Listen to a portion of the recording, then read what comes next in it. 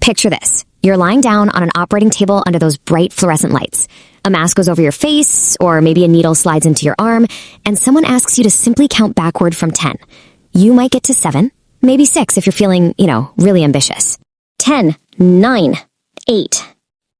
And then, absolutely nothing. Not a slow fade to black, not even that familiar sensation of drifting off to sleep. Just an absolute seamless gap.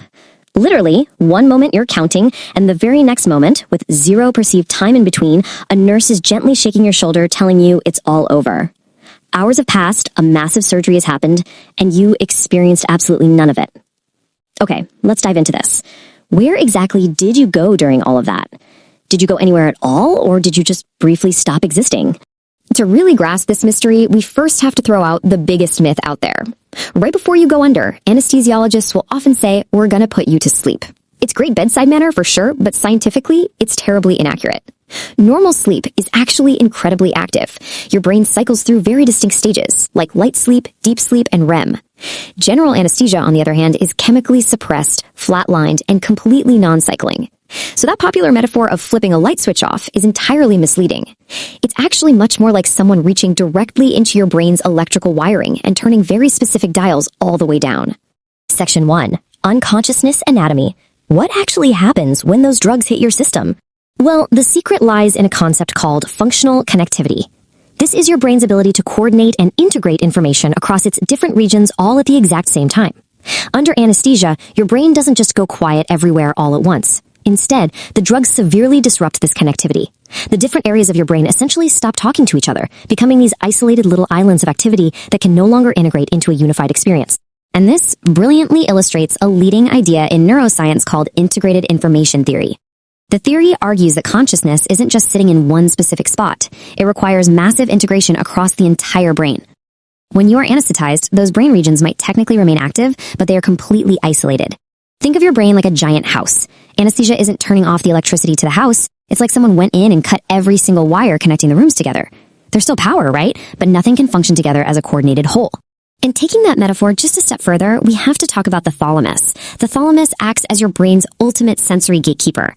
It takes in sensory information from your body and relays it up to your cortex, where you actually process conscious thought.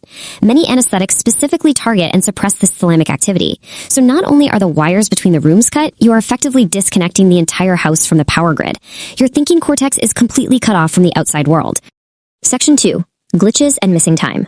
What happens when this incredibly complex chemical process doesn't go exactly as planned? 1 to 2 per 1,000 surgeries. That represents the documented frequency of something called anesthesia awareness. Now, that sounds super rare, right? Until you realize how many thousands of surgeries take place globally every single day.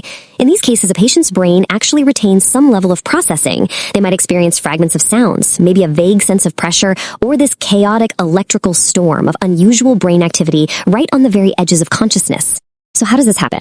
Because modern anesthesia isn't just one magic drug. It is a finely tuned juggling act. Anesthesiologists are actively managing unconsciousness drugs, pain suppression agents, and paralytic agents that are specifically designed to keep the body perfectly still. It is absolutely crucial to understand here that the inability to move is not the same thing as being unconscious. If these specific components are even slightly miscalibrated, you can end up in a deeply unsettling scenario where the paralytic is keeping you still, but the unconsciousness component isn't fully suppressing your awareness. Thankfully, for the vast majority of patients, the experience is completely seamless. In fact, your subjective time under anesthesia is absolute zero. A 4-hour surgery and a 40-minute procedure feel completely identical from the inside. Why? Because anesthesia specifically targets and blocks the hippocampus, the brain structure responsible for memory formation. Anesthesia doesn't just suppress your perception, it actively prevents you from forming any new memories during that window. That missing time is actually a deliberate engineered feature of the drugs. Now, what's really interesting about this slide is how standard anesthetics differ from ketamine. While standard anesthetics create that straightforward blankness and disrupted integration we've been discussing, ketamine acts entirely differently. It produces a dissociative state. Instead of uniformly suppressing activity, ketamine actually leaves some brain regions unusually hyperactive and totally disorganized.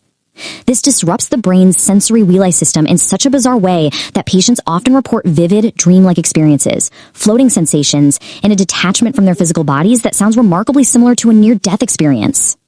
Section 3, Waking Up the Brain. Let's pull back from the dreamlike states and get into the highly relatable and honestly messy biological reality of what happens when the surgery is over. Coming out of general anesthesia is not an instant, clean snapback to reality. It is a gradual reboot sequence. First, your basic reflexes return. Then, your motor function restores. But step 3, your higher cognitive functions like coherent memory formation, filtering, and judgment can lag significantly behind.